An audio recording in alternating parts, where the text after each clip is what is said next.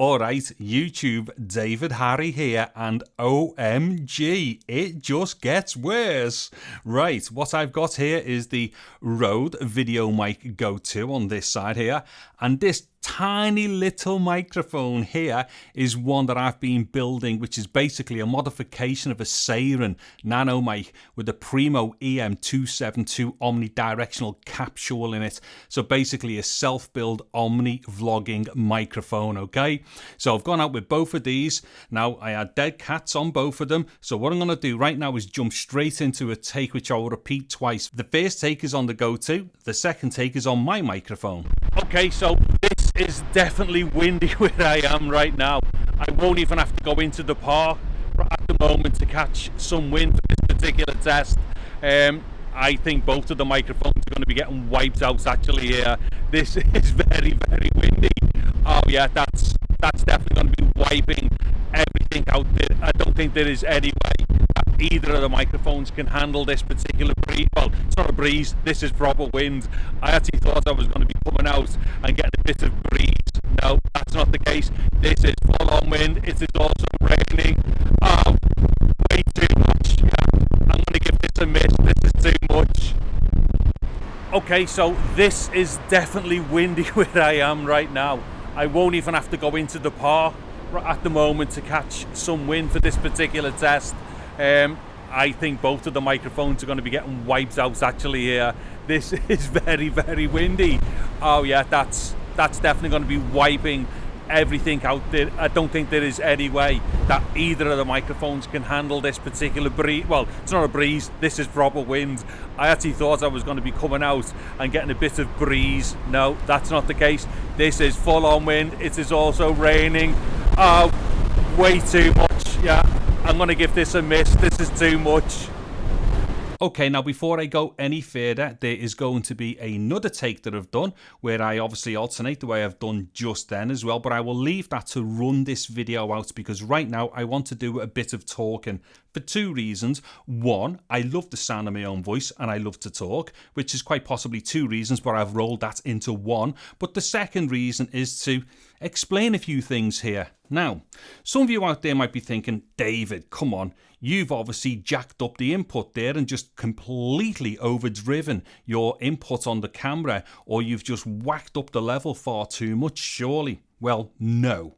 What it is, the record level there was such that I had a clear 6 dB worth of headroom for the highest peak transient.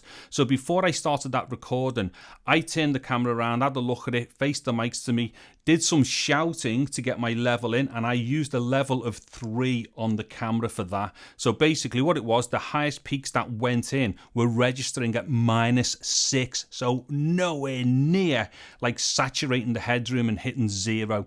Okay, so that's the first thing to bear in mind. Now, the second thing, or from now on, I'm not going to start listing reasons and whatnot. I'll just kind of start going through the overview of things here. So obviously what I've done here is use this setup, and it's just basically two microphones being recorded at the same time. So level playing field, the cabling and everything is all Rode's own cabling and all the rest of it. Now, the deadcat that's been on the Go II, this is a WS11. It's not the WS12. WS12 is designed for the Go II, but it is basically a WS11, which is slightly shorter. Now, here's the thing. The WS11 is designed for the VideoMic NTG, right? The WS12 is designed for the Go II. They are both the same as far as, like, you know, the deadcats are concerned. It's just that this one is slightly longer. Another thing you have to remember here is the NTG and the Go II have both got the same diameter, okay?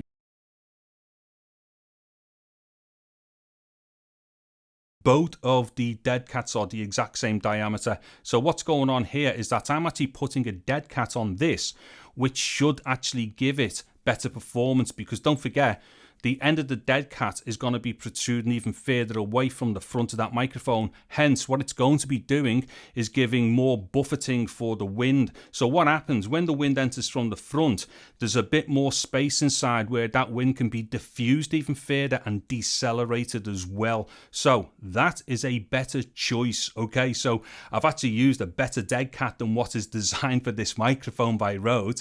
And then the dead cat for my little tiny Omni mic build here is actually a dead cat of a Rode VideoMicro, but I've altered the back of it and I've put something on there which is a modification that I've done from the original foam filter that goes on this tiny microphone. So just to be clear again, this is a Seiren Nano Mic, okay? That's the body that I'm using, and this effectively is a Rode dead cat as well. So 2 Rode dead cats were being used here. Okay, let me just double check my record time here. Okay, I've got 3 minutes. Right, so basically what we've seen there is everything on a very level playing field, because I'm using, like, you know, the same stereo bar, not that should come into it. Also as well, you have to remember, the Go II is on a shock mount, so any kind of, like, you know, transmitted noise through, like, you know, things moving and stuff like that, and you can't, you know, this, well, basically this is better because it's suspended. My mic isn't, so my mic is more susceptible to, like, you know, the transmission of, like, you know, bumps and, like, wind buffeting and stuff like that. Let's see, the cable, that is a Rode cable, so once again there's no, like, nothing to unlevel the playing field here. I'm just basically trying to say, look, you know, everything is as equal as possible that's going on here. Now in post as well, all I've done is just leveled up to get the output to a more acceptable level, and obviously nothing in post is being overdriven or distorted or anything like that. But what you clearly hear there is absolute failure of the capsule on the Go II. That is it, right? Now, there's going to be some people out there who might want to start arguing the toss about a couple of things here. Well, definitely do it, and I encourage people to start discussions in the, you know, in the comment section, because there's 2 things here that could be going on. The capsule is hitting its max SPL, and beyond that it just completely fails, okay? Or the other thing could be the output is too high as far as the impedance is concerned. Now, regardless of whichever they are, say in a different type of recording, in this recording the capsule was definitely collapsing in on itself as far as this recording was concerned, and that was all to do with pressure levels, to do with the pressure of the wind, okay? Make no mistakes about it, that was just an example of this microphone going into complete failure. Now somebody once again may want to argue the point with that one and go, well, maybe it was impedance. Well, you know, if it was, why have Rode chosen such a high impedance out on the, you know, high impedance output for this microphone? On top of that as well, like I say, there was a clear headroom in there as well. So basically whatever came in was distorting before it come in. Now other people are going to argue and start bitching and banging on about impedance and stuff like that. Once again, level playing field, like for like, same camera, same cables, all the rest of it. And if it was down to something like impedance, then I'm sorry, somebody has chosen the wrong impedance. But I have to say, it was definitely the mic just failing and collapsing in on itself as far as that was concerned. Don't forget, whether it's a dynamic, I mean, dynamics are much harder to do that with, but no matter what the microphone is, there comes a point where once you go beyond a certain pressure with them, they will just collapse. I don't mean collapse as in like they'll never work again, but the diaphragms will just go to pot and that's it, they'll just fail. And that's exactly what's happened there when you heard all of that complete wiping out during the dialogue. How long have I got here? No minutes left. Sorry, quick jump cut there. What it is, sometimes I lose the last take on my SD card on this camera when it gets to the end and runs out. So what I've done there is cut it short anyway and then restart it again after deleting some files because I talk too much and fill the card up. Anyways, bottom line is my little tiny microphone here just kicked the ass on this Go II. Bottom line, that's it, pure and simple. You can't even moan or argue about that one. Anyway, so just quickly before I go through onto the second play out here, and which will play the video out, a couple of things now.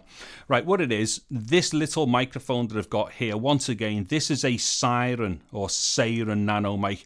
I believe this is it Ulanzi who make this, maybe under a different name? Now this particular microphone, it's not particularly good sounding in its original kind of like configuration with its own capsule. However, this is a super amazing and dead easy microphone to like alter and modify with. So like I say, this at the moment has got a Primo 272 capsule in it. Now I did a video the other day, and I don't think I made it dead clear about that video, that was kind of like video one in a range of videos. So what I'm going to do, which might be a bit boring for like, you know, people who are already on my channel who've seen this other video, I'm going to do a new video soon, basically totally super explaining that I'm going to be doing a bunch of videos which is going to show people, one, how to dismantle and like put their own capsule into this particular microphone body, and then I'm going to be doing various videos, which is two various videos with different capsules in, to give people an idea of like, you know, what they may want to put into it. And then there's going to be another video which shows the modification that I've done to a Rode VideoMicro deadcat, and it's perfect, it's brilliant for this little tiny Sairen, because what I've done, there's like a plastic piece that's on the back, you won't be able to see this, but there's a plastic piece that's on the back of the foam filter for the Sairen, which just happens to fit within the diameter of the rubber stopper or the rubber grommet piece on the back of the Micro's deadcat here. So yeah, it is absolutely super fantastic. So what you've just heard there is the results of that test. Well, basically the results of the test of using this microphone with this deadcat. There's also going to be another video specifically about wind and stuff to do with this tiny Sairen with the 272 capsule in it. But I think that one just is the outright, like, you know, this is what you should listen to hear how good this mic is with the deadcat on type of video. Anyways, yeah, so like I said, there's going to be that coming up, and it'll be a number of videos to do with that. And like I say, a few different cardioids and stuff. I'll try other Omnis. And don't forget, when I do these videos showing people how to build this microphone, you don't have to do exactly what I've done. Just experiment with it, because the thing that I'm doing here is just like dead simple stuff. It's not rocket science or nothing, and it is designed to encourage people to get more into microphones and like putting one together or modifying, because let's make no bones about this, I'm not building microphones, I'm just modifying things. I'm taking bits off one thing and putting it in another and all the rest of it.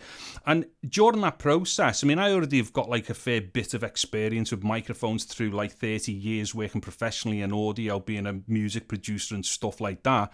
However, if you're new to microphones, if you were to just do simple modifications like I'm doing with these mics, it gives you a really, really good practical understanding of how microphones work in like real conditions and stuff. And you will actually get like, you know, a better understanding of like, you know, how an Omni capsule kind of responds, or how a cardioid or a type of cardioid like a super or a hyper responds. As to how these things work electronically and stuff like that, that's a different conversation.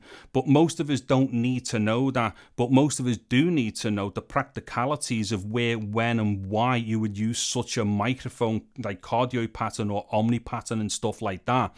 So basically, yeah, you know, these things that I'm going to be doing, just people follow them and do their own thing. I just wanted to encourage people to get into doing stuff, that's all, and get to like, you know, practically understand microphones and test them and do their own things and you know, all that kind of thing. On top of that as well, I'm going to go revisiting the BM800. I've come up with some real cool stuff with this. So again, I'll start a range of videos about the BM800s where I strip out all the insides and then just use it as a dumb body, as it were, and then start putting my own capsules in. Basically what I do, I rewire the XLR so that it transmits or basically transfers the plug-in power from a camera straight to a capsule inside. So yeah, there's going to be that. There's going to be the range about that. And then there's a range for something else coming up. Oh yeah, and obviously the binaural stuff to do with the 272s and all that. So listen, if you're into all this mic nonsense and you like messing around, or even if you just want to watch someone messing around and getting into doing some pretty stupid, weird stuff, then yeah, keep an eye on what I'm doing and stuff. I mean, on top of that, I'll also be doing, you know, normal mics. I've got a whole box of mics there to start going through, giving people ideas of what certain mics are like for like certain positions, like, you know, podcasty, vloggy, sit down stuff like this, and then going outdoors and doing cranky stuff outdoors and things like that. Also as well, I will like to say something else here and address a few things. I understand that some people probably think that I've got a massive hard-on for Rode at the moment and I'm going for them. That is not the case. I am simply reporting on the faults of a particular microphone. I will be balancing this as well. I'm going to show you this microphone working in conditions where it's really suited to. However, there's not enough people on YouTube who are prepared to go out and do all the types of tests that I do. Or in fact, better still, if anybody doubts what I'm saying here and think I'm just being malicious or anything, you show me all those videos on YouTube where somebody is going out with the Go II, with the deadcat on and going out in winds and rain and stuff like that and properly testing it. So yeah, someone please show me all those videos that are like that, and then I will accept then that if there's a ton of them out there, maybe I'm just leaning more into something and like trying to prove a point that doesn't really bother most people. That's not actually the case, okay? I know for a fact nobody is testing these microphones the way that I do it. And also, if you want to see some really good testing of these types of things as well, go and visit Ian Craig's channel. There'll be a link there to Ian's channel, because Ian's not an idiot either. Ian also knows that microphones get used in like loads of different scenarios, and people have to understand how these things work. So basically, bottom line with this video is, if you want to know what this Go II is going to be like with a deadcat on out in windy conditions, which then into a lot of rain as well, this video will be perfect for that. If you want to go and watch somebody cherry picking takes where they know full well there's issues with the mic, but they refuse to go near those issues because they don't want to give bad news to people, or they don't want to go on the radar for being somebody who you shouldn't send mics to for free, then go and watch probably a zillion other YouTubers. I am not that YouTuber, okay? I will never bullshit or lie to people or like, you know, kind of avoid telling people the truth about stuff. It's as simple as that. I'm gonna have to shut up now because I'm gonna go on to one of my famous rampages, and I've got a coffee next to me as well, so that could easily be done. Anyway, I know this is dragged on this middle bit, but no one's gonna watch this unless they're interested in this kind of nutty stuff anyway. So what I'm gonna do, just finish the video off now by giving you another couple of takes. These two takes are a little bit longer, but they're gonna pretty much show you the same thing. Oh yeah, and another thing as well, you know, I didn't cherry pick these takes because if you listen to if you listen to the first take properly and if you listen to this next one, you will hear there are slight bits of distortion off my mic as well, because every single microphone will distort at some point as soon as the wind or like the pressure levels, the variance in pressure levels change too quickly. That will definitely happen with every single microphone. To be clear, if you go outdoors and you want to record successfully outdoors, you have to use a blimp and a deadcat. There's a whole load of thing in there to do with like dead space and stuff like that, or dead air and stuff like that, and like volumes of air for deceleration and things like that. I will get into that into other videos, but the thing is, if you want to successfully record outdoors, you should be using a blimp and a deadcat, okay? But even then, you can still exceed what they would be capable of reducing before the wind hits microphones and stuff. So just to be clear, I didn't cherry pick these takes, obviously, because you will clearly hear that there are bits of distortion on my mic as well. There's bound to be, it's going to happen at some point. However, this Go II mic, come on, it was a friggin' joke. Anyways, don't forget to give me a like, sub, click the bell, all that cranky stuff and all the rest of it. I'm not going to play it out with these other takes. I'm David Harry. Thank you very much for watching this video. Take care and goodbye now. Okay, I'm just going to walk a little bit here. It'll only be a quick test because it's very windy. I'm definitely going to be catching wind as I do this. So what I'm going to do is hopefully go in and out of like just mild breeze into very strong winds, and this will definitely be enough for me to see. I think this is actually going to be too much, to be honest. Both of these mics I think are going to be getting wiped out. Okay, so right now I'm in a bit of a protected area, as it were, so I'm a bit shielded, so this should all sound good on both of the microphones. Now I'm just going to carry on just walking around here, because hopefully at some point I should hit a really big bad breeze, which should definitely tax. But oh, here we go. Right, oh, it's starting to get really, oh, look at that. It's raining now as well. Right, I'm not too sure if I should be doing this. My cameras, the mics will be okay. It's the cameras. Oh, look at that. It's definitely raining now. Okay, so this has definitely been a strong test for wind and rain and everything here. I think that'll do for this one. Okay, I'm just going to walk a little bit here. It'll only be a quick test because it's very windy. I'm definitely going to be catching wind as I do this. So what I'm going to do is hopefully go in and out of like just mild breeze into very strong winds, and this will definitely be enough for me to see. I think this is actually going to be too much, to be honest. Both of these mics I think are going to be getting wiped out. Okay, so right now I'm in a bit of a protected area, as it were, so I'm a bit shielded, so this should all sound good on both of the microphones. Now I'm just going to carry on just walking around here, because hopefully at some point I should hit a really big bad breeze, which should definitely tackle where we go. Right, oh, it's starting to get really, oh look at that, it's raining now as well. Right, I'm not too sure if I should be doing this. My cameras, the mics will be okay, it's the cameras, oh look at that, it's definitely raining now. Okay, so this has definitely been a strong test for wind and rain and everything here. I think that'll do for this one.